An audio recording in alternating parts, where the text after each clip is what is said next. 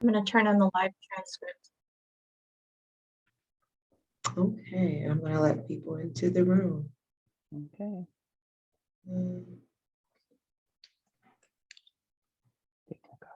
Sorry.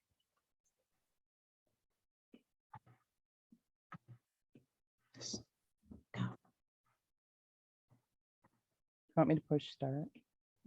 I just started it. Okay. Are you in charge of the PowerPoint? I made you co-host so you can share your slides. Oh, girl, I don't have Right at that. the bottom where it says share screen, you can share your screen there. Yep. So just try it.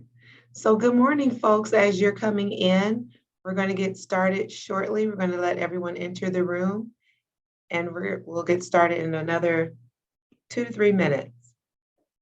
Naisha, Yes. do you have it on your system or do I didn't So have it. if you look at the bottom of your screen, do you see share screen? I do. And So it says who I you can can share. Yeah, you can That's- click that. Okay. And when you share that, you want to share your sound and your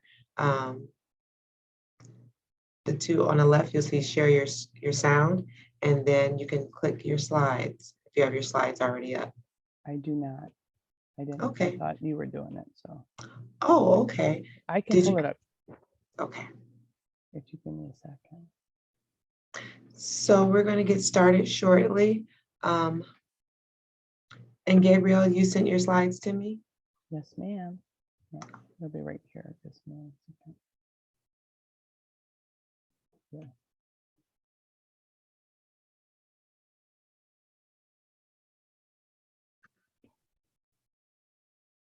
Okay, so I have only hosted sharing.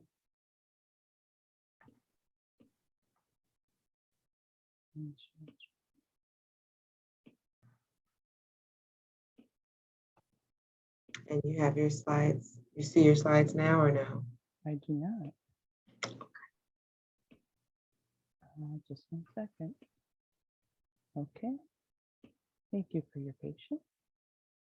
Okay, perfect. Okay, so welcome everyone and good morning. And welcome to the Turner Senior Wellness Program talk this morning on regret and guilt after loss. We want to thank our host, Gabriel Cullen, for being with us this morning. And we just wanted to let you know that she's been gracious enough to share her slides with us, and it will be available after the talk. We'll send that out. And this is a webinar, so it will be recorded also. If there's any questions, we want to wait until the end of the presentation, and you can just chat your questions in the Q&A box, and we will read them at the end of the presentation. We'll have a 30-minute Q&A session. And from there, Gabriel, if you want to get started. Thank you very much, Misha. Hello, my name is Gabrielle Cullen, and I just retired after 10 years at Arbor Hospice in Michigan, affiliated with HOM as a grief support services manager. And prior to that, I worked in funeral service as a support staff guiding funerals. And so the concept of regret and guilt after loss is very common. And so I thought I would touch upon that today. And I just wanted to start before we get going, and if we'd all take a moment to center. The world's so distracting, and just take a few deep breaths as we enter in these few moments that we will have together. And we just take a deep breath and we're present. And because we're looking at things that can stir up some feelings. So I provide the PowerPoint, and also associated with this, there's some information that's available to you. And regret and guilt is such a big concept. So I put the definitions here to kind of, and it's from Wikipedia. And we all think we have ideas about regret, but specifically with grief and loss, there are these emotions. And I would like to preface, when I talk about loss, and grief, I'm talking not just about the death of a loved one or a friend. There's the big deaths we have that is a death of a life, but there's the little deaths of, like, COVID looks just like grief. We've experienced all of these losses, some never to be replicated, disorientation, confusion. And so it's for all the little losses, or as we get older, we can't move as well, we don't hear as well. We've lost some of the things that made us who we were when we were younger. So regret and guilt can apply to any loss that we've had in our life, whether it be the death of someone we love dearly or all the other little things we've had. So regret is something, like, we look at it, it's an emotion, and it's looking to the past, like, wow, if I had done this. And we're wishing we made a different decision in the past, maybe because the consequences were unfavorable, or somehow we believe we would have had different results. Regrets, like, related to a perceived opportunity. It can get more intense after the death. And it's like regret. We look at action versus inaction, loss of self-control, and it builds up self-recrimination. So regret sets up this kind of bitterness in our spirit. And guilt is similar in how it can leave us bitter and often can lead to even angry feelings. And guilt's a moral emotion that we believe or realizes, whether it's accurate or not, that we've done something, compromise our own standards, or haven't done the right thing, or violated universal moral codes. And we feel that there's a responsibility for those violations. And guilt is related to remorse and regret and shame. And so just to touch on those. So if those are bubbling for you, just know they're part of, that's what we're talking about today, but it applies all over our lives, as I had said. So the next chart, in terms of grief, it's not linear. You read these books and this information, and it's like a stair-stepping situation. Like, if you do this and then there's this, it's not linear. It's all over the place. It's messy. It's uncomfortable. And these feelings are, there's anger. And why did this happen? And why did this happen to this person I love? And I'm angry at God. I'm angry at the world. I'm angry at COVID. I'm angry at this and that. Fear of, the sense of fear and confusion. Bargaining. Oh, look, I misspelled bargaining. So bargaining, well, if I had done this and if you do this, I'm going to make it better. Acceptance, self-pity. I did something wrong, and self-pity can lead to self-loathing. And so it's recognizing all these emotions. Then there's the guilt. Shoulda, coulda, woulda, shoulda, coulda, woulda. I shouldn't have left the room. I shouldn't have done that. Why was I so impatient? When we've provided care long-term, say you have a family member that had a long-term illness, whether it was Alzheimer's, Lou Gehrig's, whatever the illness, the energy, you're taking care of someone, you're weary, you're not sleeping, you're not eating, and you're empty. And then they say, can you get me a glass of water? And you go, I can't. And then we feel that here we are after a death, and we're like, oh, why wasn't I more patient? And we're looking in the past. We can't change the past, but it sets us up. Denial. I'm not grieving, I'm not upset. But then we squash our thoughts and feelings down, and it bursts out sideways. It's this sense of, like, yeah, I'm okay, that acronym, fine, you're not fine. Sadness. And we as a collective are not comfortable with sadness or any of these other emotions. We're supposed to be upbeat and positive, and I'm going to make the best of this, or I'm just going to pray and it will go away. But these are real feelings. And then depression and grief can feel like depression, and it's confusing. Depression, if you feel like it's going on and you can't break free, then that's a clinical situation. You want to get support. But there is that element naturally of a feeling of depression as we're grieving, and these ups and downs. And so the squiggly line in the back really kind of shows us, like, it feels like that. And you get that day that you feel good for a moment, and then you're somewhere, and say you're in the grocery store and you lost your spouse, and then you see somebody with their spouse and you want to ram them with your cart. Well, there's some anger, there's sadness, self-pity, and hopefully we don't do those things, but to understand, like, it triggers all these thoughts and feelings that aren't comfortable. And the power is in just sitting with it and not numbing it away. Gabriel, Yes, ma'am. if you can hit the slideshow button so we can see your slides individually. Okay. It's just at the top. Yeah, Slideshow. thank you. You're welcome. I apologize, it's not. So can you, Slideshow. I'm not seeing that button. Up where it says file, animation, slideshow, record on your Oh, I see. slides. Thank you, dear. Yeah, Yes. okay. Perfect. Thank you. Thank you very much. Thank you, guys. See, you're learning acceptance, patience. I appreciate that. Thank you. So some important facts about grief is cyclical, not linear. Thank you for your patience.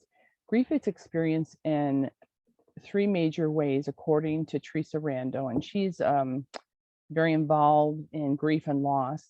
And it's experienced in three major ways: psychologically, through our feelings, thoughts, emotions, attitudes; socially, through our behavior with others and ourselves; physically, through health and our body systems. And I would also add spiritually, like grief affects us spiritually.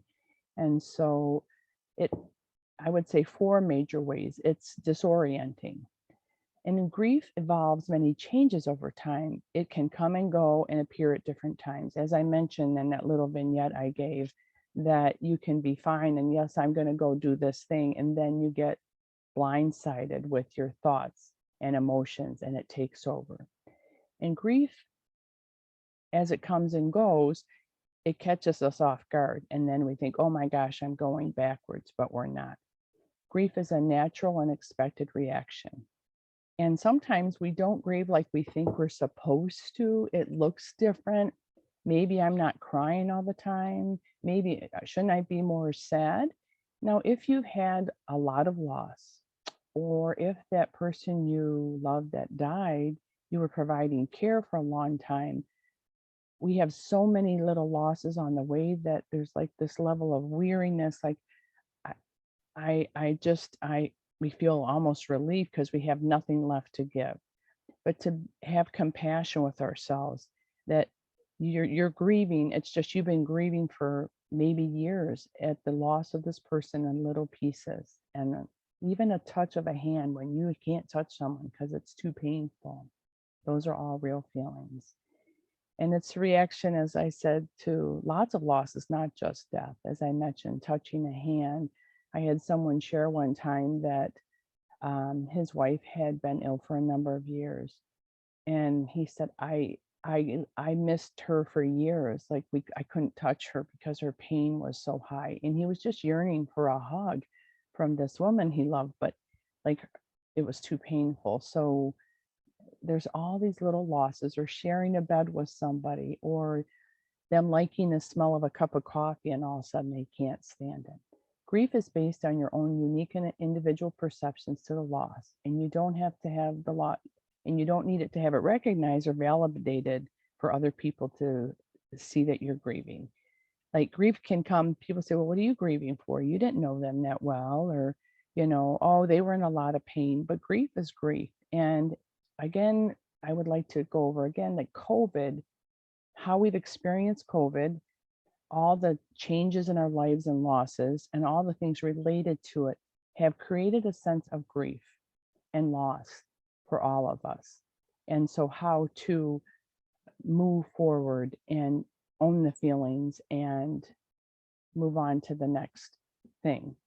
And so we just keep going. And so, yeah, it's a hard journey. And so so some of the next thing I'm going to talk about is guilt and grief, as we're talking about grief. And guilt in grief is very common. And some of the reasons we commonly feel guilt is I wasn't there at the time of death. And what I know from working with people at time of death, you're there 24/7 and you go for a coffee and that person dies, or you can't get back in town. And with COVID, we had so many people we couldn't be with, or maybe we were with them right at the end and we didn't have the time that we would have hoped for.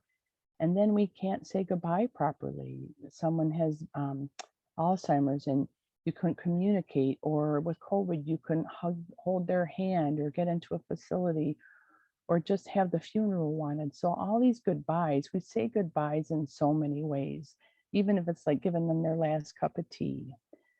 You didn't have a chance to apologize. When we've been providing care for someone for a long time, when a death comes, we're like, oh my gosh, why did I whine when, there was poo all over the bed in the middle of the night? We have all these amends we want to make. So that's on our hearts. And then we start thinking, well, maybe I could have prevented the person's death, or maybe if I had been nicer, they wouldn't have suffered so much. Or maybe I didn't behave well at the end of this person's life. Maybe I was worn out. And also to recognize when someone's ill, they're not the selves they don't feel good, they're in pain, they're losing control of everything in their lives.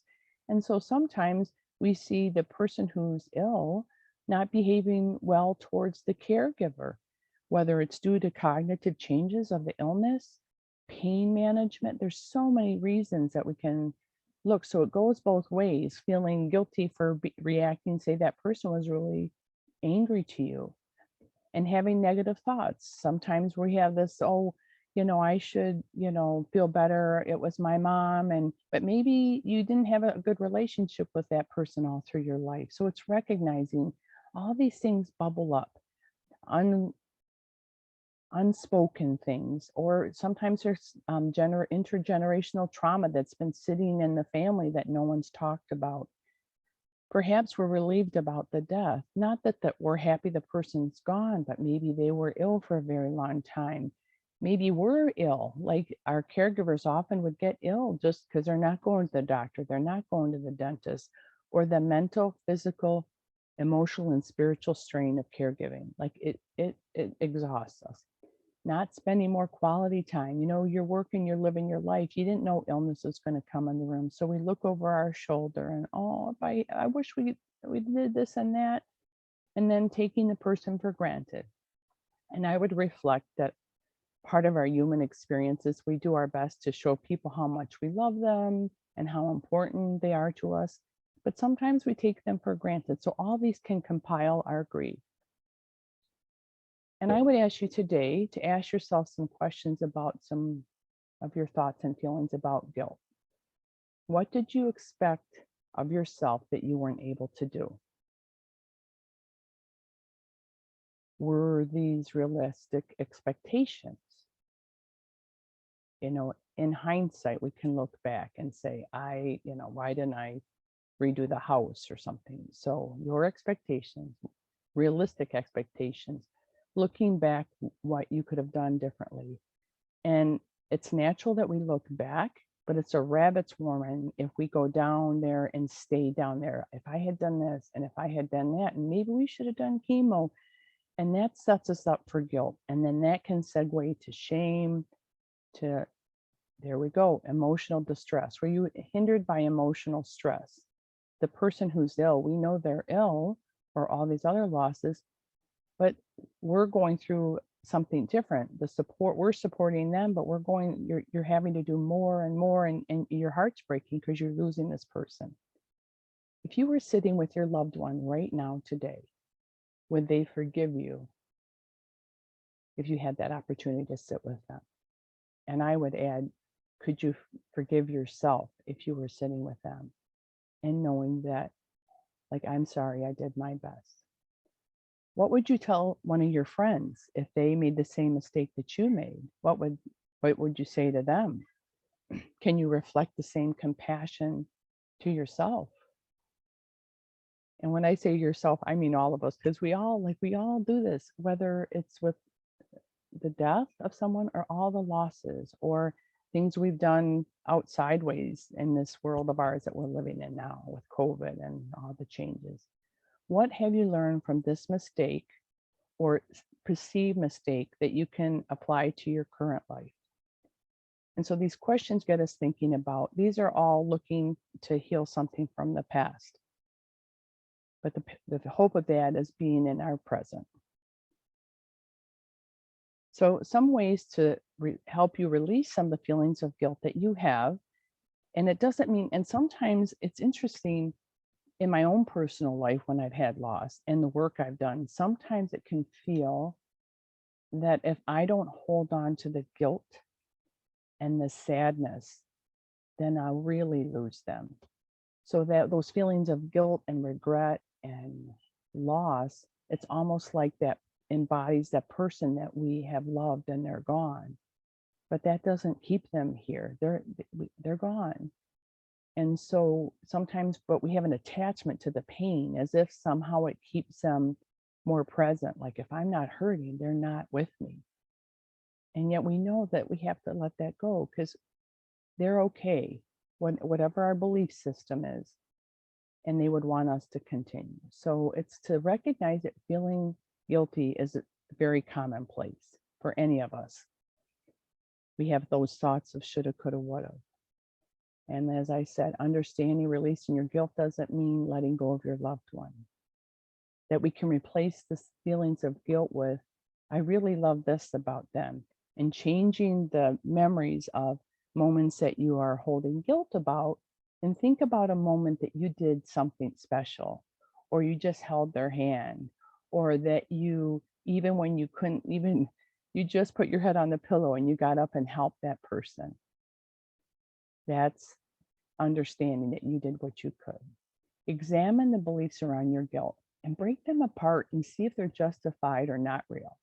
So say that you did, you got mad and you yelled and stomped and walked out of the room, and accept that at that moment, that's how you felt. Because now that you've had sleep and you've eaten a meal, and you've had a little rest, you're looking back like, why wasn't I more patient? And that's so natural.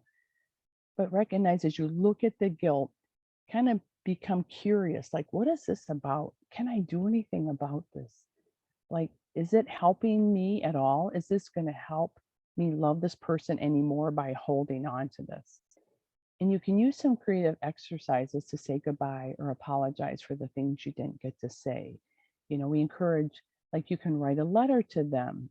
You can write a letter to the guilt. Perhaps you have guilt for being angry or short-tempered.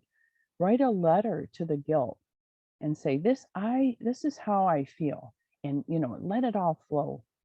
And then after you have the letter to guilt, you can ask guilt. And this might sound kind of out there, but really sit with yourself and think, have the guilt write you a letter. Like, dear one. And if it was writing to me like, Gabriel, I just want to tell you, like, you did the best you could. I know you're really sad about that this happened and that you weren't as patient as you like, but let us just know that you were there and loving and kind, and so that you're you're facing guilt like it's a thing, because it's present inside of you. And find ways to stay positively connected to your loved one. Maybe it's a candle, maybe it's speaking their name out loud, or the chair thing, having that person present, or putting on a song and say, man, they love this song, and when we were together. So it's letting go of the guilt, but holding on to the beauty and the love that you have.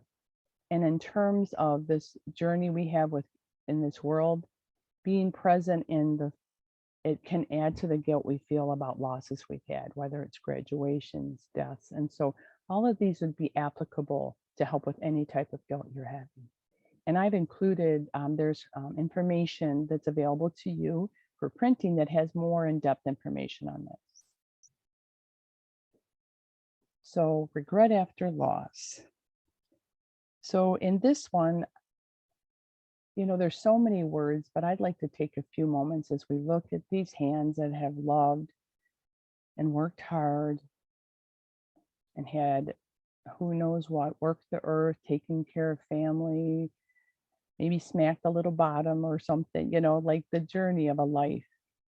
And sitting there, are there regrets?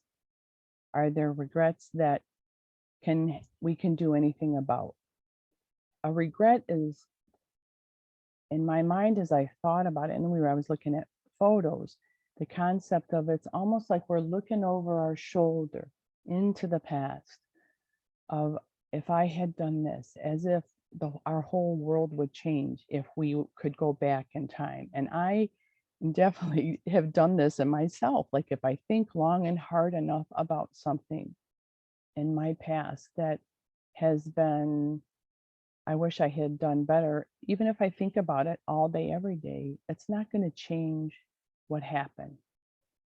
But part of the regret, the healing of regret, is if we can own it.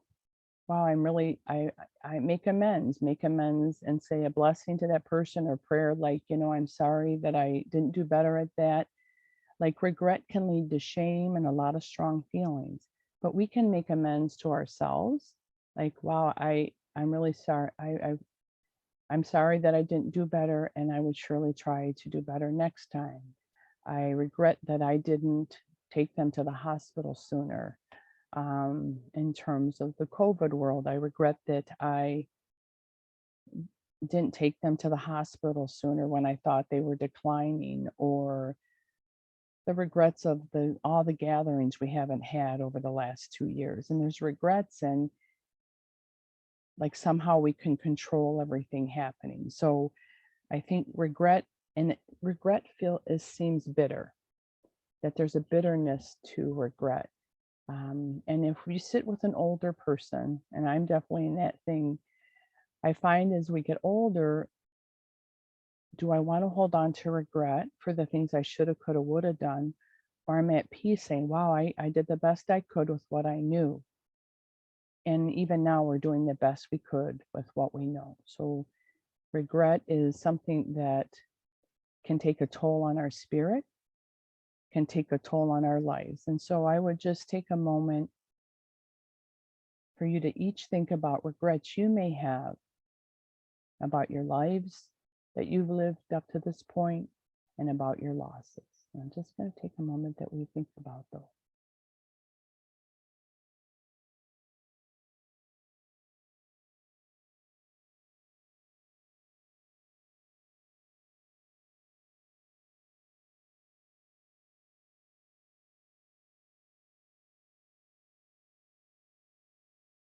And in that moment of regret, I would ask you to hold some compassion for yourself and kindness, and look back and say, you did the best you could, and we're going to keep on going. Here are some ways to forgive yourself and let go of the past. And again, to think about that we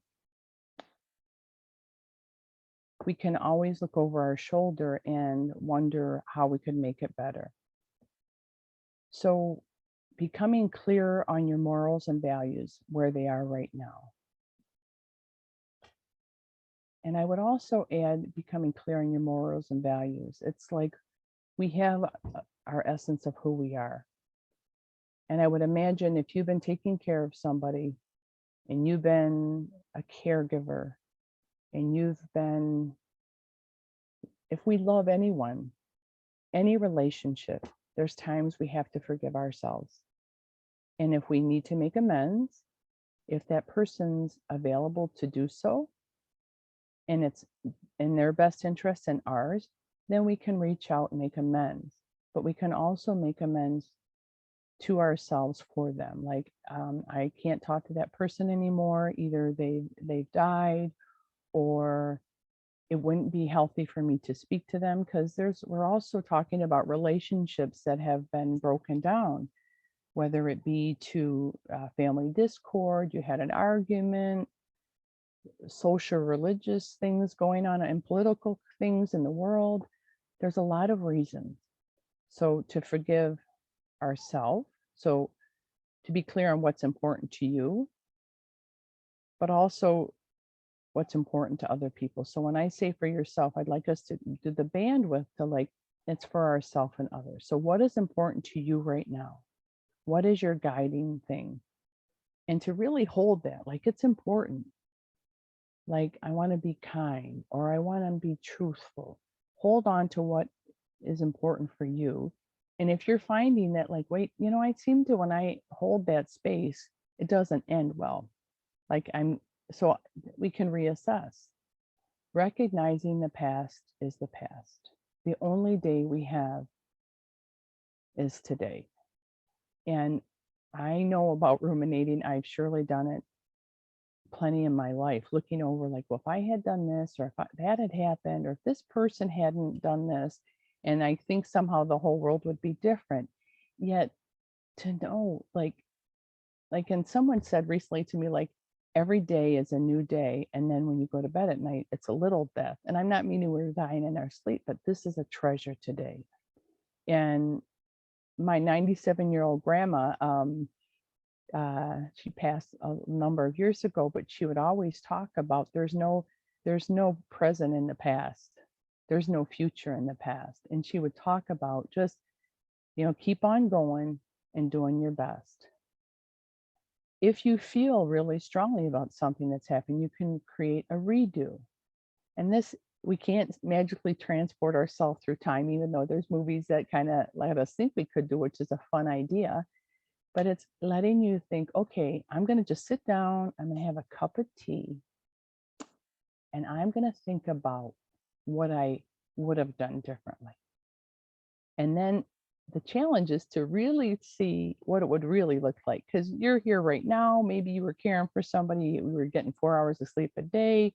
So recognize a redo is like doing a remodel when the house is already in perfect order, and then you're going to do a redo. So it's kind of like also pay attention to if it's constructive or not, recognizing you did the best you could at the time. And I would reflect to each of you that compassion is really important, in kindness to ourselves. Are you doing your best? And at any time in any day, you can say, wow, could I have done that better? We can't change the past, but you can say, wow, I know in the past sometimes I would be impatient, or I would do this, or I didn't understand how people with illness were and I wasn't as patient. But you can take that and say, wow, I did the best then, but I have new information. I understand now. Or maybe you got ill for the first time and you recognize how hard it was when, you could say you couldn't make it to get your own glass of water. And then you had to ask somebody, hey, can you get me a glass of water? And they're like, just a minute, now what that person you loved, when they ask you again, can you get me a water? Can you get this? And you'd be like, I'll get it when I can. But recognizing, like at that time, that's all you could do. But the person who's ill, and maybe emotionally, mentally, physically, the people at end of life, like they have no control.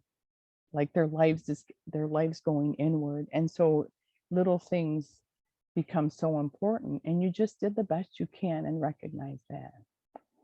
And start acting in accordance with your morals and values and how you believe it's important to live your life.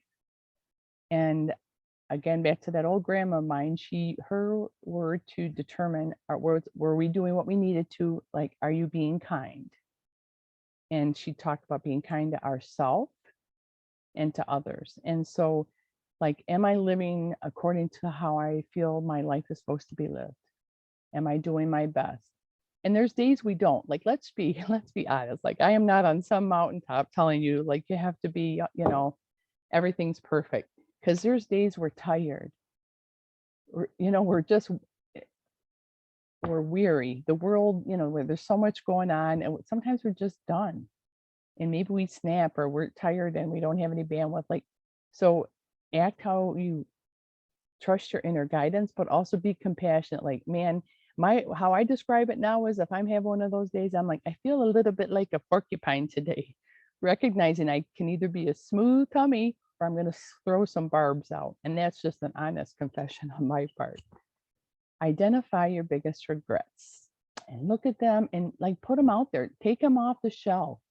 They're in there niggling away at you. They're in your closet. Take them out, put them out, write them down. Have a tablet and just write down. I regret being impatient. I regret not cooking them that special meal they wanted. I regret this. And then kind of itemize them. Like, I got my list. Okay, I wrote 20 things that I regretted about that time. And then number them 1 to 10. What are the top 5 of your regrets? And then you say, okay, that's these 5. Then what the opportunity is, okay, I'm going to take the big ones and I'm going to sit down with each one in patience, sit with it. What was going on? And that's when you do step into the past, to sit with what was going on and just sit with it. Not get, I mean, I would ask, don't get into shame and beating yourself up. And it's like to take it and look at it like intellectually. This one about being impatient. Okay, how could I do that differently? Did I do it differently? And then we turn the page. We move on to the next thing and we learn from the past. And then cutting yourself some slack. And I would just wager that if you're on this Zoom or wherever you are, like, we are hard on ourselves in this journey, in this lifetime that we have. Be kind to yourself. And like, we're doing the best we can. And to say, use our words sometimes too, to say, I can't do it right now. I'm really tired. And I've been using lately, I don't have the bandwidth right now to step into this when things bubble up. Recognizing our own sense of energy and space, emotionally, mentally, physically, spiritually. It's all there. All of it, all parts of us are being affected. And then moving towards self-love. And maybe if we can't get to self-love, maybe we can just be to self-kindness, self-compassion, and that concept of we did what we knew to do. And the comment on the bottom is, you are more than your mistakes. And I promise you, you are so worth it. And I don't know about you guys, but there's a lot of literature out there, Brene Brown, Joe Dispenza, there's these writers out there that are really encouraging us to look at it. And that word mistakes, there are mistakes we've all made. We can look and say, oh man, yet I would offer to you in this, my own personal reflection, like, to look at it and, wow, what did I learn from that? What did that teach me? And I'm sure, all of us of a certain, any of us have had loss. We've had broken parts. We've had relationships messed up. We've had jobs go all out. We can either dwell on that and, oh, I did this or did that. But what are the things that came from it that brought you blessings? I'll give you a perfect example. Like, I decided to help someone with a flat tire one day. I was very young. They had their car propped up and I said, I can help you. I've never changed a tire in my life at that time. And then I decided I was helping push up the, jack. And then the car fell off the jack. And I think I went too high. And like, it did not end well in that situation. But like, I made my amends to the guy. And this is probably a silly analogy, but also like, I recognize, what was I thinking? I don't know anything about cars in that way. I was in my early 20s. So I look back and I laugh, and then I'll tell people, like, don't offer to help somebody with something you don't know anything about. So I learned from that. And the last phrase, you are so worth it. And again, I'm calling my grandma in today. She must be on my heart. Know your worth. Know your worth.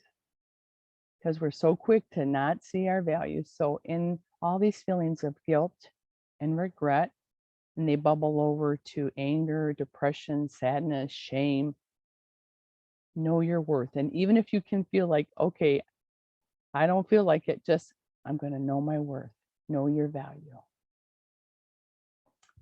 So these are the ABCs of grieving.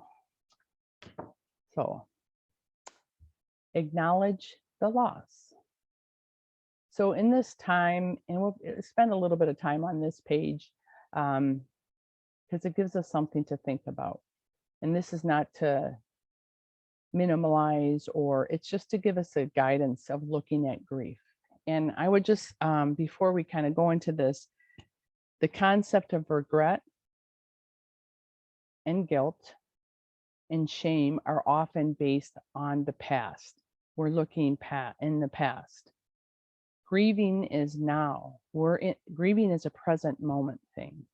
And these ABCs of grieving, some you may see are directly related to the loss of a loved one.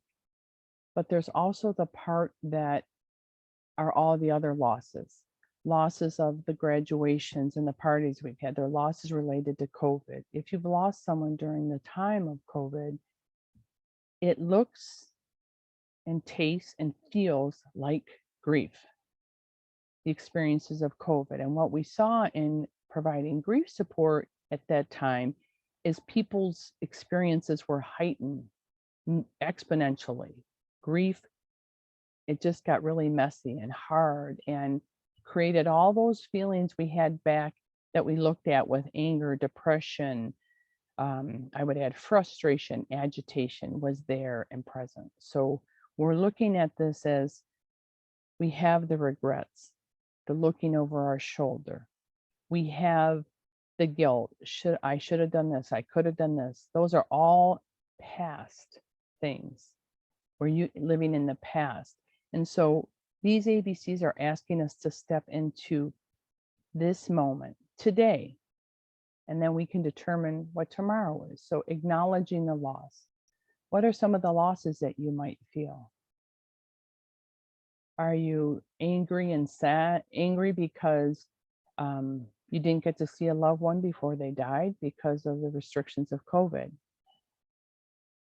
Did you lose your sense of identity because you were, you worked in a business and you were out in the public all the time and that didn't happen? People lost their homes. You lost a loved one. You're grieving the loss of that person. Another loss in this, acknowledging the loss of the social connection we've had with people. We've had such a loss of touch, hugs, standing with people and laughing. Those are a real loss. And again, I'm going to remind us through going through this alphabet, because this is our ending point. We can either stay in the guilt and regret, which can build up bitterness and frustration, or we can acknowledge it and then take a deep breath. And then we're going to balance our time with self and others. And this means for COVID, we couldn't even be with others. So like, this is a new idea, like be with others. How can I be with others? And understand that one can trigger a little fear or uncertainty. Well, what is their position on this? And what do they think about that? And, because in our world, like we have different feelings and thoughts about a lot of the things going on.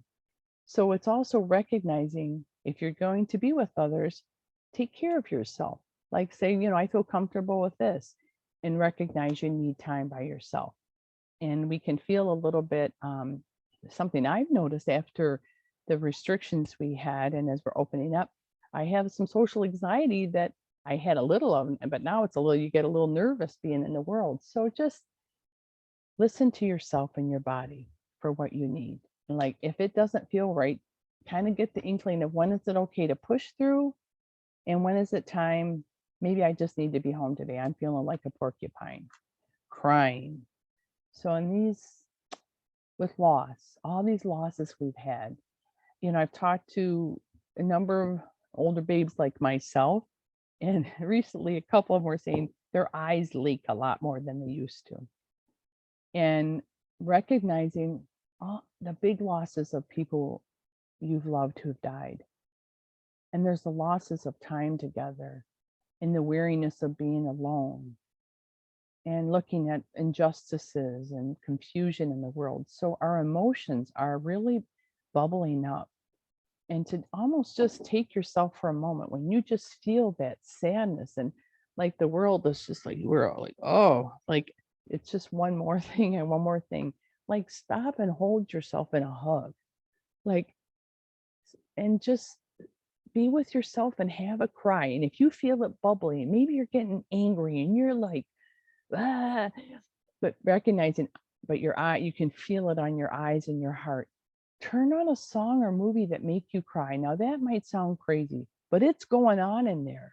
It's going on in there. Or if I had done that, or if Colvin hadn't done that, and like, get your box of tissues, have your bottle of water, and get it out. Like, let it out. Because then when we cry, all these endorphins kick in. There are chemicals, like 56 neurochemicals that kick in when we cry, that, you know, when you have a good cry and you're all snotty and it's like you feel like, oh, and you get up and you go, oh, you drink your water, and all of a sudden you're like, oh, I feel better. So it's a good time to let it go. And then you're going to be more able for the next step of a new identity and new purpose.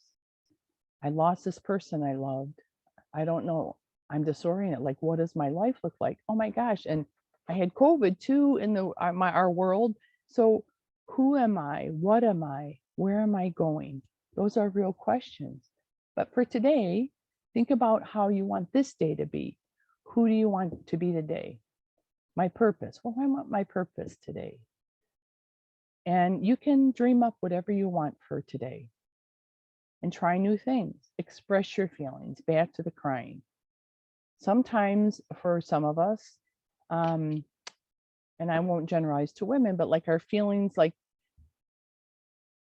it seems that we can be very comfortable with happy feelings and nice feelings, but the ones that we saw in that chart earlier, which you'll have copies of, anger. I'm so angry at this thing. I am this COVID thing. I just, I'm angry at this person or these people because of the COVID. I'm angry at the medical community. I'm angry that this person I love died. I'm angry that my kid didn't get to walk when they graduated. Like, let those out. Journal. Like, get a journal going. Write it out. Or just when you're driving, maybe not driving, because we have to be conscious of the other people we might want to express it with our cars. Get those feelings out. Like, even to say, I feel so guilty about this, and call it out. Okay, I feel guilty about it. Could I have done anything different? Assess. So use it, get those feelings out. Forgiveness. So here is the power. Forgiveness. And I'm going to put my hands over my heart. Forgiveness. Forgiveness is the key. Forgiveness is connected to self-love.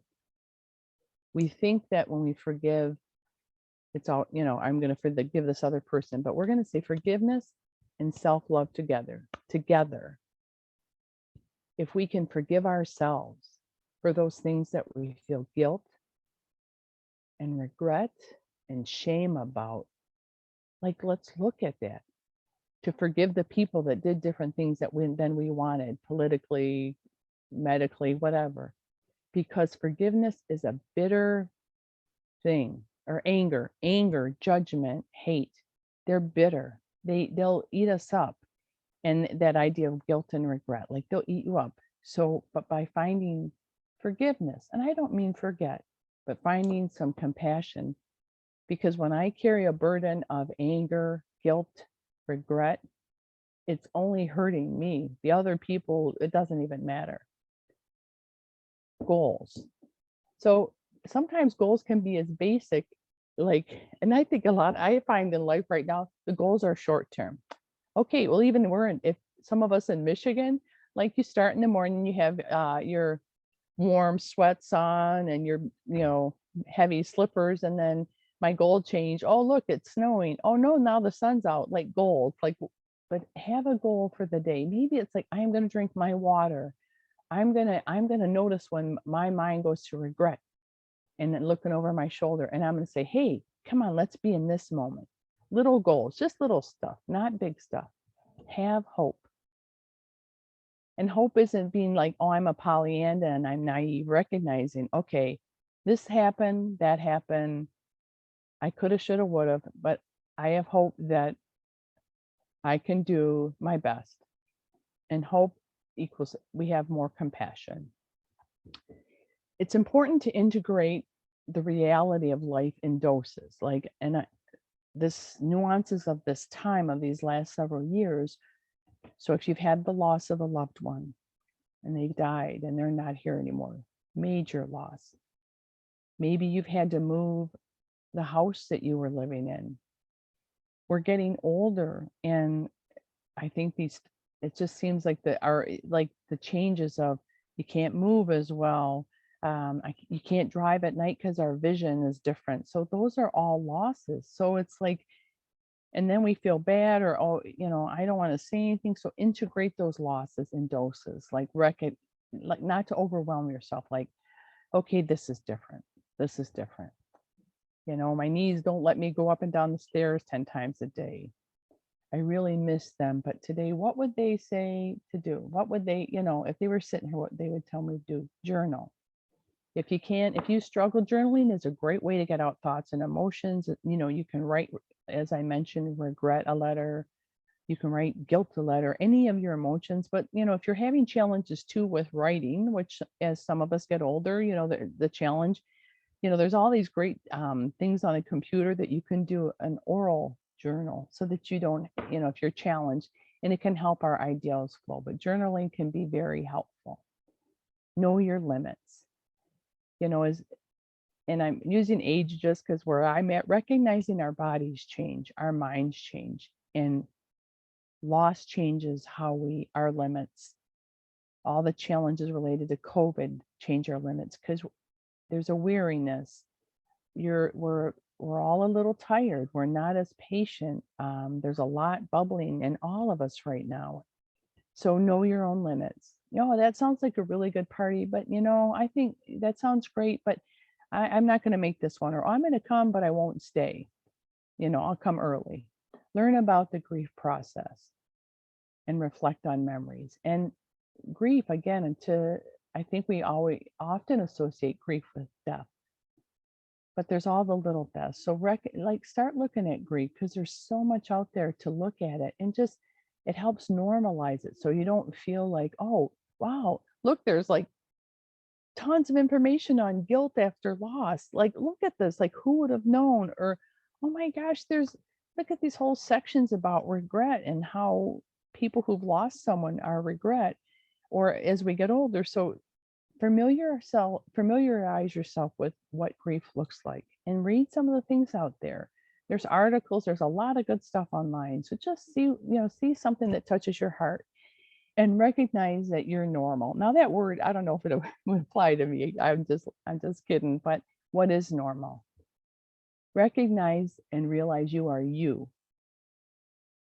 You're you. And you might be different than the next person in some ways, and the same, but realize you are you, and your normal isn't going to be my normal and the next person's, but recognize what your base is and what works for you. And what works for you might not be somebody else. So just trust your normal is you, and open your heart. Trust your heart. Our heart leads us to love. And also, when we love people, we set ourselves up for grief, because losing people, we can want to shut our hearts after we've lost someone.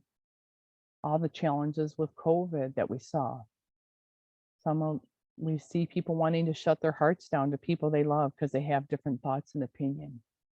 But the hope for all of us lies in opening our hearts and having forgiveness, and all these intertwined. So this isn't like a linear thing as anything else. These are things that can tap into as you see work for you. But our heart works best when it's our guiding force, when it leads us to be our best. And sometimes my best is, I'm just going to stay home today. And the next day it might be, I'm going to go out and be with people I love. Prayer and patience. Not everybody has a prayer system, or whatever your belief system. What is the thing that gives you strength? Is it prayer? Is it walking? Is it your connection with whatever you to believe? Is it God, Allah, Buddha, Great Spirit, whatever that is? Turn within and give yourself patience. Have patience for yourself, for life, how it goes upside down and backwards, because we can get as annoyed with things as we want, and all that chart again, back to anger, impatience, guilt. We have to be, hopefully we can be patient with ourselves and the way life is, and each other. Quiet time. This seems very important when we are grieving. And it's this odd thing when we're grieving, you can feel very isolated. COVID was very isolating. Yet the quiet time that comes, that we determine, I'm just going to have some quiet time today, can be very restorative. And when I say quiet time, I would also hope that in that quiet time, you could think, I'm going to quiet my mind. I'm going to be present. And again, as I said, like I know myself, because sometimes I'll think, okay, I'm going to be sit quietly and meditate or reflect or pray. And then my brain starts going, "Do, do, do, do, do," all these things going through. And it's like this consciousness of having a quiet mind, having a quiet spirit. And when the thoughts come in, it's like I kind of see myself like something's like a net around me that's getting those things distracting me. And sometimes it works, it doesn't. But being compassionate and finding quiet time. Receive and give hugs, I'm going to say. And in this time of COVID, we know that we are touch deprived. And there's a new way now, too, more than ever. Like, can I give you a hug? Can I give you a hug? But even this kind of hug. Now, if you said before COVID these would work, we'd say no, but that hug we can give ourselves. It's helped. It's helped in these times. So receive the hugs that even like, hey, the little emojis that people send, those are a hug. People thinking about you. Sleep and rest. So sleep and rest.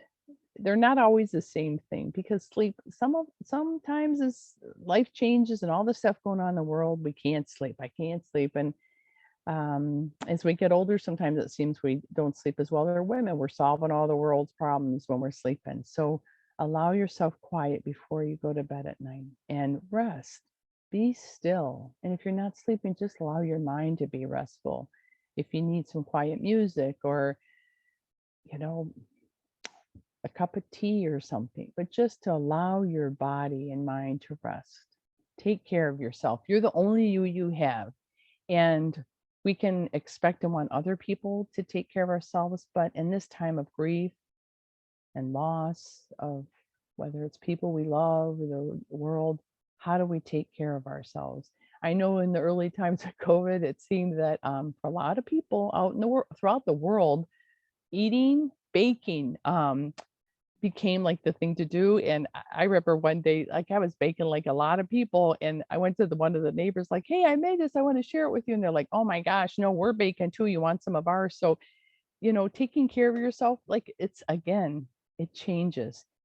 Taking care of ourselves early COVID, we were doing a lot of baking and people were drinking and eating a lot of sugar and watching, all kinds of shows on TV and binge watching, but it's okay. That's what we at that time, and self-care changes. So just know what you need today to take care of yourself and listen to your body. Utilize the support and resources that are around you. So you're here today, whether you're in this right today or you look at it in the future, you're reaching out for support and resources. Keep questing to learn more about the journey you're on, about guilt, about regret, about loss, about forgiveness, about, quiet, everything. Value your loved ones, love yourself and love others, and be compassionate. We'd ask you to pay attention to warning signs. There's types of grief that can bubble up in these times that can become complicated grief or may need clinical support. So if you notice that you're staying stuck in emotions and you're feeling dark and heavy and hopeless, reach out to your primary care physician, reach out to your counselor and say, this doesn't feel right. No, trust what you feel if it doesn't feel right. Or if a friend says to you, hey, I'm worried about you, you just don't seem to be coming out of this stuff okay. Listen to the people that care for you and take some action. Expect the best for yourself.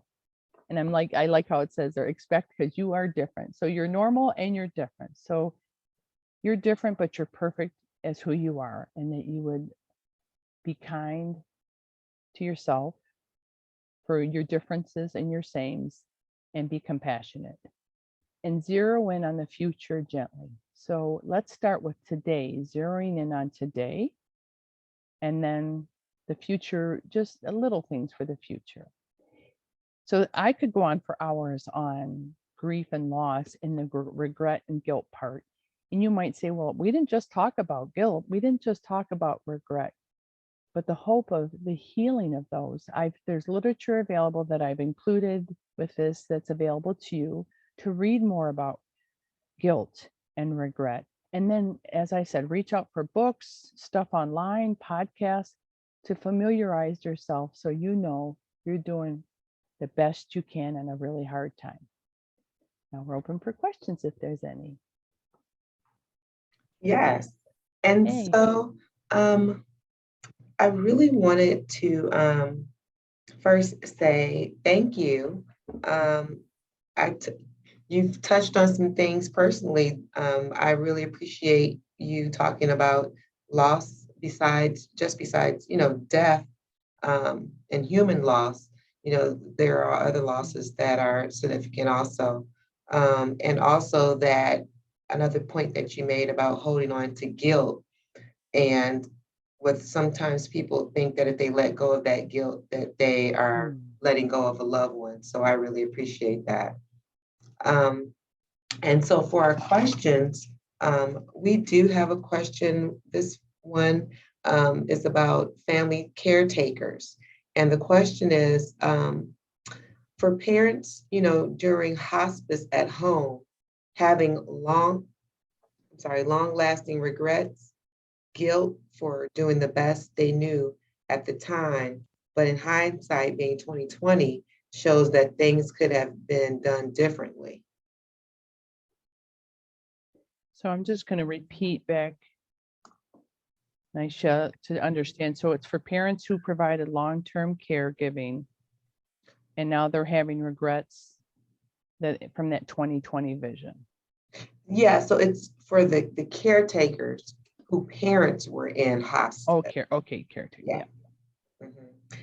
Thank you. Thank you for clarifying it. Mm-hmm. So long-term caregiving, thank you for the question. That is such an important question, because caregiving at the best just sucks us dry. But when we're caring for our parents, you're in that place of caring for these people that have been your mom and dad. And all of a sudden they're wanting to hold on to control because they're still your mom and dad. You're their kid. Even if you're 70, you're their kid. And they're expecting you to behave that way. Like, I'm the mom, but sometimes we have to step in and become the parents. And that's a really hard transition. And the reason that this regret and guilt thing is so strong, and I would say as a long-term caregiver, there's resources, and I'm glad to send them to the Turner Center and make them available to you. But long-term caregiving creates a sense of regret because you're in a trajectory of that everything you had was going to the support and caring of your parents, probably to not taking care of yourselves the way you needed to, and taking care of the banking you needed and the dentist. And so that 2020 thing, that regret thing of looking over our shoulder, all of the looking at it and dwelling on it, we can't change what happened. And I really feel sometimes if we think hard, and I've had this myself, if I think long and hard enough about something that I wish I did different, if I think long and hard enough that somehow I'm going to make it different. And though I know intellectually that that's not the case, emotionally, I'm like, well, if I think about it and I should have, could have. So I would encourage you to examine your regret and guilt about it, journal about it, and have a conversation. Like, see your mom or dad sitting there in a chair, have a cup of tea, like, I'm really sorry that things didn't go how they wanted. I realize now maybe there's some things I would have done that might have made it better for you. And I'm really sorry that it didn't go as I might have hoped it did, but I did the best I could.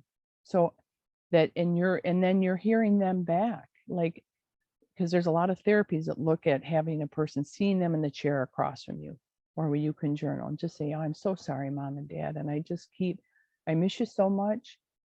And if I could do it all over, I would do it this way. And then hear the compassion back from them, like your mom and dad, like, oh, honey, you did such a good job. And I couldn't believe how much you were doing for me. And oh my gosh, what are you thinking? You were wonderful. So allow in your spirit, in your heart, what they might tell you. So I don't know if that answers it, but there's a lot of resources through online. And if you'd like more resources, that let us know and we can make sure to have it available. But to be kind to yourself and compassionate. Yes, and I do want to remind folks, if you do have a question, you can type it in the Q&A box and we'll read it. to Gabrielle. The next question is, or question comment is, love this, Gabrielle. Thank you. I know you truly give and care. This is my concern about others. As I've become a widow, friends tend not to be around me more than an hour or two. It's like they stop caring. Well, I'm sorry. I am so sorry for the loss of your sweetheart, firstly, because that losing that beloved, it's like they're your like they say other half. I'm just gonna say that in spousal loss, like it can feel like I had a gentleman and it was felt like the most apt thing, like someone ripped one of my lungs out and I still gotta breathe. What I would what seems to be the case is that people aren't comfortable with grief and loss. It's somehow like, well, okay, it's been 3 weeks. Aren't you feeling better? Like, well, he's not suffering anymore. Are you okay? And I would encourage you, maybe the people that have always been your friends are uncomfortable. And maybe one-on-one, you could bring it up to them. Like, it seems sometimes that you guys are uncomfortable. And by addressing it to them, or like one or two closely, because we yearn to hear their name. We want to hear their name. Say his name. Say, oh, I had this funny memory.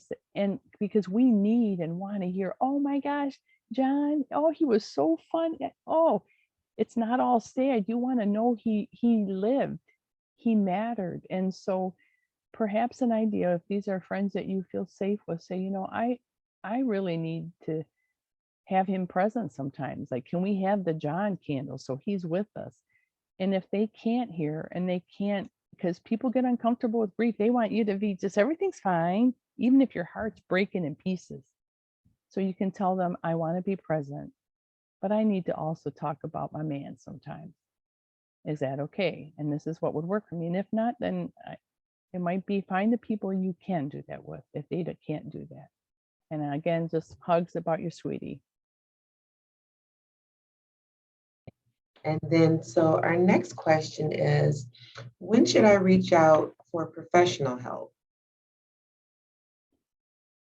So based on, I'm not sure how long it's been. So when we would do grief support, and people would want to join groups, grief support would be naturally offered after a loss with hospice. But we would never, like 3 months, we would encourage people not to be involved in a group. But if you're feeling a lot of feelings, and if the loss is, say, see, I don't want to put it in terms of time. Regardless of how the loss was, there's so many types. There's, you know, traumatic death, sudden death, long-term illness, that if you're feeling that it's not okay, then you can reach out. Like hospices will have someone you can talk to, like, is this complicated? Or talk to your primary care. If you feel that you're wearing grief and loss, like that you can't breathe, that you can't, and I'm saying now like 6 months out, if it's early weeks, months, it knocks us to our knees, it knocks us on the ground. Grief just, so if you see 6 months come by and you're still like, that's all you can do, and you're holding on to it, and it depends on the loss. Is it as of a child? Is it of your spouse? So to recognize the level of loss, do you have people you can talk to about it? So if you're isolated in it, which COVID has done too, then I would reach out and talk to your primary care, and then perhaps think about getting some counseling. Like if it's on your heart, like, is this too much? But I also want to caution, in this world, we don't want to talk about the hard stuff. Can't you just get on with it? Like, just come on, it's over. He's gone, she's gone. But we need as humans to talk about our losses and cry and be together. And we haven't had the chance. So if you're concerned, reach out to your primary care, but also be compassionate and kind of look at, is that coming from you, or is it coming from people in the world that want you to feel better because they don't like to feel uncomfortable? Recognizing. Trust yourself on this one. I don't know if that answers that, but the world wants us just to put on our happy face and even if we've just whoever we've lost, it's been a couple weeks, you should be better. It takes time. Our next question is, what can I do to help a loved one when I see them grieving? Mm, I don't know what to say sometimes. That is a good question. How we are as humans, when, especially if you're a compassionate person, when we see someone hurting, we want to go in and make it all better. We want to, oh, come on, let's go to the movies. It's okay. You want to make them look like everything's magically okay. And the power to have, like, I don't know how you're feeling. I can only imagine how hard this is for you. But I can sit with you. I can come sit with you and have a cup of tea. And you can, and in that, your self-care, like, hey, I got an hour. Can I stop by and have a cup of tea? Say their name to that person. Ask, like, tell you, I'm so, I don't know what to do with this grief thing, but what does it feel like to you? Can you think clearly? But just being present, and send a text. Like, sometimes people say, I don't know what to say, so I'm not talking to them. I'm so uncomfortable, like they're in so much pain. I can't even talk to them. You can text. That's a power of text. You can send them cards. You can say, hey, you want to Zoom? And if you don't want to be present, because sometimes grief is so uncomfortable, just say, you want to have a Zoom meeting or a phone call? I'll have girlfriends will say, hey, I know you're having a hard time. You want to make yourself a cup of tea and we'll talk. So just saying, I don't know what to say or do, but I love you and I want to be present. Let me, and here I am. And not saying, let me know what I can do. This is how I can be present to you. You can have a cup of coffee with you. I can hold your hand. I have a personal question. So Yeah. what about, children that are dealing with that same type of loss with, COVID and things like that, and not really making those friendships or having made up for that lost time and, maturation and things like that also. So to understand how to help the kids who in this time, I think my heart goes out to anybody who has younger children. It's hard enough with older children with the challenges of COVID. And as parents or as the elders with these young kids, we want to, we're supposed to know everything. And, this is how you do this. But thing about COVID, none of us knew or knows how to manage it. Like, we've all been talking about this for 2 years. Well, we thought it was going to end. It hasn't ended. So how do we then say, wow, and just owning, like, I don't know what this is, such a confusing world. It's so different. But looking forward to the balance of normalizing, like, man, sometimes I feel so angry, and maybe you run around the house and dance to really loud music and yell, like, I'm feeling kind of angry about all this stuff, like the emotions that we've all felt with this. And this could be for kids or adult, putting on some music, not even if say, I'm not a heavy metal person, but just turning on a song that goes, ah, and letting those emotions out, and sadness. And like, wow, we're learning, this is a new way we're learning together. What do you think works for you? And you ask the kids, what's helped you? And then finding little ways, like in a day, well, what can we do today to make this day a good day? And maybe have a word, like say, well, there's a lot of feelings and emotions that we don't know what to do with them. So why don't we have a word that if we're unsure, or if you're getting grumpy, or I'm getting angry, or I'm sad, let's have a word that says we need a little backup, and then we'll come back and talk about it. So it could be butterfly. And that means, say the kids you're getting upset as a mom, like, stop it, because you're done, because the world is just COVID, and you're just say butterfly, and it means back up, and we're going to come back in. But like having the kids, it's a creative time, like it's a new world.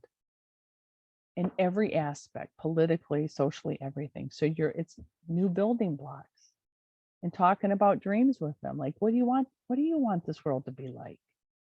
How can we what do you want the world to be like that we're going to live for? You guys are going to grow up. How can we do something today to help it be that world? And maybe it's like, maybe we'll plant a flower garden, or maybe we'll make some cookies and bring them to an older neighbor. So you're giving them proactive things and allowing those emotions on that chart, Nisha, of like anger, guilt, this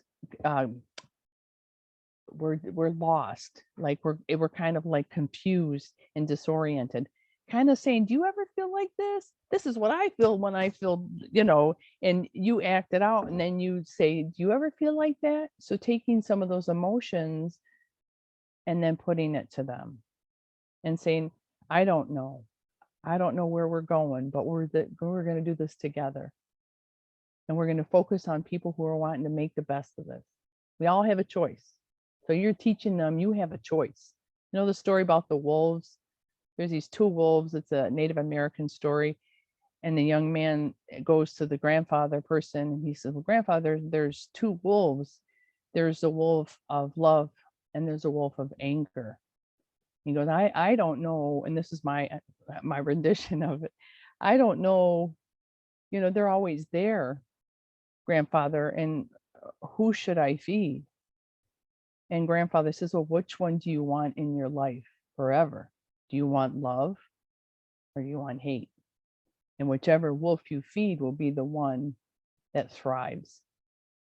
And so it's the idea of, in these times, it's like our whole world has been, whether there's a loss of a loved one or COVID and everything else, politically, socially, has been leveled. But then we get to build something new. We're building together the future for all the children. I'll get off my pedestal. I have another question. Yeah. As an older person, I very much feel the loss of time with COVID. Father time to enjoy life was lost. How do I deal with this? Ooh. That has been one of the most precious, powerful losses we've all felt. And as an older woman, I feel that the loss of so much time, the loss, and to own it as a loss of the isolation and the things we've lost, and not to pretend that it wasn't a loss, to just recognize like this was a loss. And take note of it. And I don't mean in the sense of self-pity or fermenting in regret. And it's more like the fact that you wrote that to me says, you see, I've had this loss, because time is our most precious thing. We give our time to what we love. So now, recognizing the preciousness of time, what are you going to give your love to? What are you going to give your life to? Like, honor the regret and loss and sadness about the time you've lost. But then with this moment today, and this is my own self-reflection, am I going to keep looking back, or I got today, I don't even know about tomorrow? So own the feeling and then take this time today. And I don't mean it in a sugar sweet way either, not to minimize it. Like, it's major. That time, especially as we get older, and like every day seems so much more precious, because we're stepping closer to death sitting next to me. I'm more conscious of it than I was when I was your age, Nisha. I'm sorry, Nisha. So like, but that's with us always in our lives. There's always things changing. Our kids grow up, there's always these losses, but time has always been our treasure. So I would hope whoever asks a question that you can own the feelings, grieve the loss of time, and then make the most of what you got today.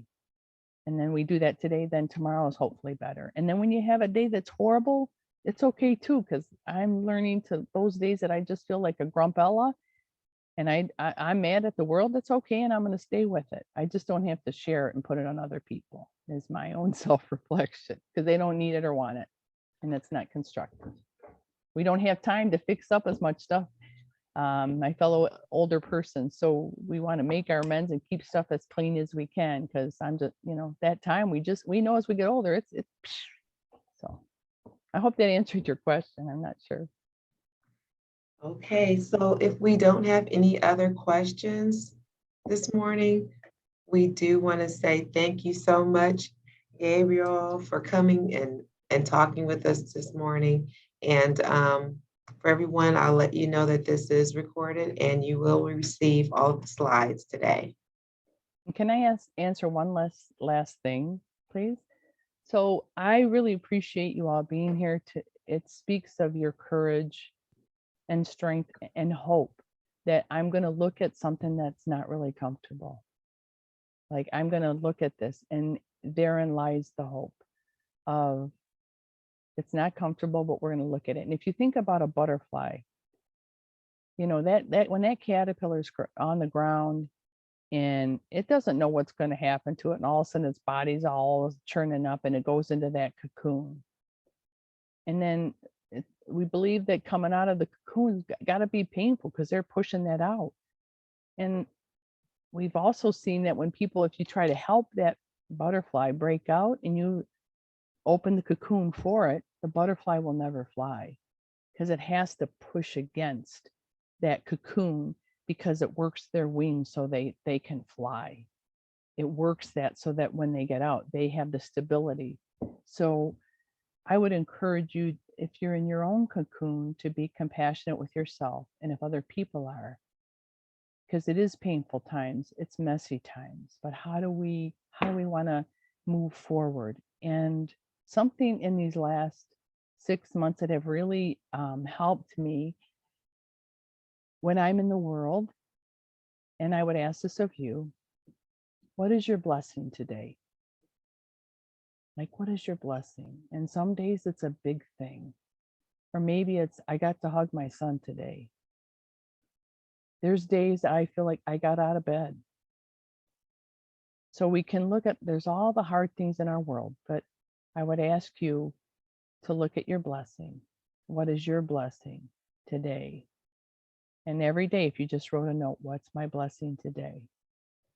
And then by you owning that and seeing it, then it kind of holds guilt and regret and all those icky feelings, because we're finding some beauty. And then we can look at those, regret, anger, shoulda, coulda, woulda, all the stuff with COVID and all the stuff. If we look at it, but look at the blessings, like one thing COVID's taught me is time is precious. And look at the world, our families and the people we love. With all these changes, what's important? Your family and people you love and your health. So many blessings to all of you. And thank you for being here today. Nisha, thank you. You were awesome sauce. Thank you. Thank you, everyone, for attending this morning. Thanks so much, everybody. Bye-bye. Bye.